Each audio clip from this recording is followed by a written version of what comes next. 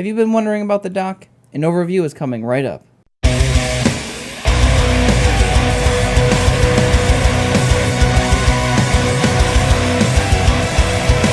Hello and welcome to my channel. I am Different Breed, aka Mr. Shocky, and in today's video, we're going to go over the doc, all of his perks, what he does, and his Mori. So if you find yourself liking any of this content, consider subscribing and hitting that like button and doing some other things as well. But let's go on and let me shove some information into your face. So the first perk that we're going to go over that he brings along is Monitor and Abuse. Now with this perk comes 3 things. When you go into a chase, your terror radius is increased by 6, 7, or 8 meters depending on what tier perk you have.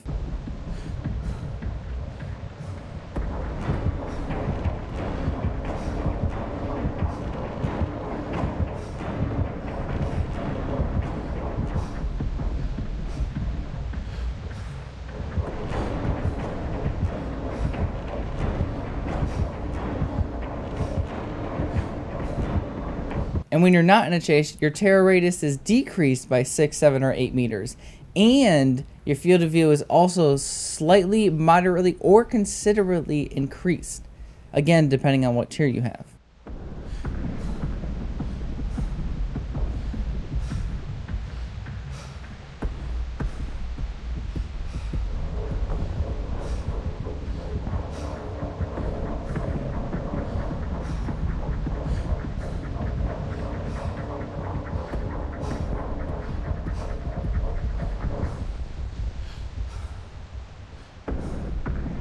The second perk that we're going to go over is Overcharge. Now this one is very simple to understand.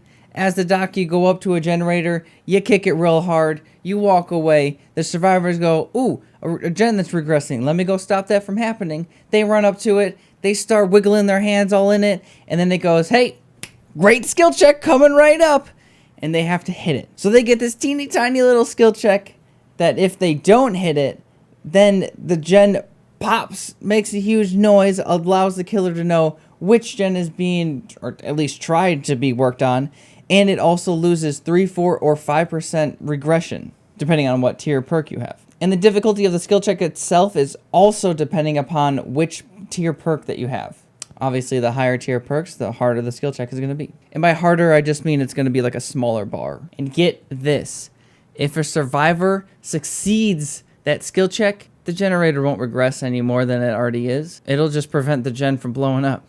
And the third and final perk that we're going to go over is Overwhelming Presence. This perk affects items' consumption rates, which means how fast an item depletes. And it affects the item 80, 90, or 100%. Again, depending on which tier perk you have. So if you're running tier 3 perks, and that survivor is within your terror radius the entire time that they're using their item, they're going to be able to use that item 50% of the normal time that they actually can use it. And that was all of the perks that we had for him.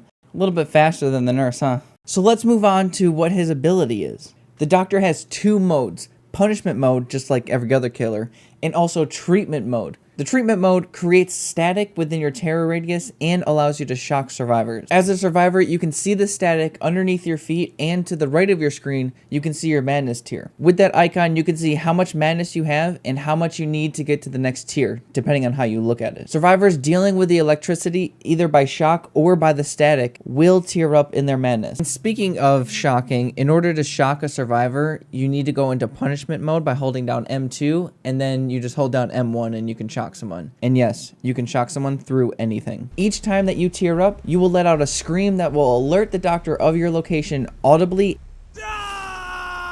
and visually. Leveling up to tier 1 just causes you to scream. And to tier 2 causes you to have doctor hallucination. Leveling up to tier 3 allows the doctor to see the auras of the hallucinations. And survivors will scream randomly, which tells the doctor where you are. Oh, also, survivors can't do much of the M1 actions, such as healing, repairing, sabotaging, searching boxes, or even cleansing totem. At least you can still throw pallets down, as long as you aren't currently being shocked. Speaking of not being able to do actions while being shocked, if you are in the process of screaming, which is what happens when the doctor shocks you, or what happens randomly at tier 3, you can't do anything until the scream is done. That includes throwing down pallets, repairing generators, anything. Even trying to get out of tier 3 madness. And yes, this means that the doctor can pull you off a generator just by shocking you. Now, he doesn't doesn't grab you, he just stops you from working on the generator. I guess you can do one thing while you are screaming. You can run. In order to get rid of tier 3 madness, you need to snap out of it, which means just hold down M1 and hit some skill check. Once you are out of it, you are back into tier 2. You cannot drop madness at all. You can only gain madness, except in tier 3 where you drop it, but then you get into tier 2. Normally, you can't just drop. Also, something super fun about the doctor, skill checks get randomly placed around the survivor screen. It doesn't madness what tier you're in. Woohoo! If you can't tell about my enthusiasm about explaining the doctor's power, I am definitely a doctor main. Kappa. Which if you're not on Twitch means sarcasm. I absolutely hate the doctor so much. I know I shouldn't give my opinion in these kinds of videos, but I really hate the doctor. If you were ever wondering, he is one of my most hated killers. So I rarely ever play him, and I wish to not play against him ever. But of course he is in the game, and here I am telling you how to play him, so you can have fun and play him. So don't go too harsh with him, I guess just feel him out and see if you like him or not. So thank you guys so much for watching. I really hope that you enjoyed this video. I hope that it helped you out. I hope that you gained some more knowledge, and now you know how to play the doctor menacingly.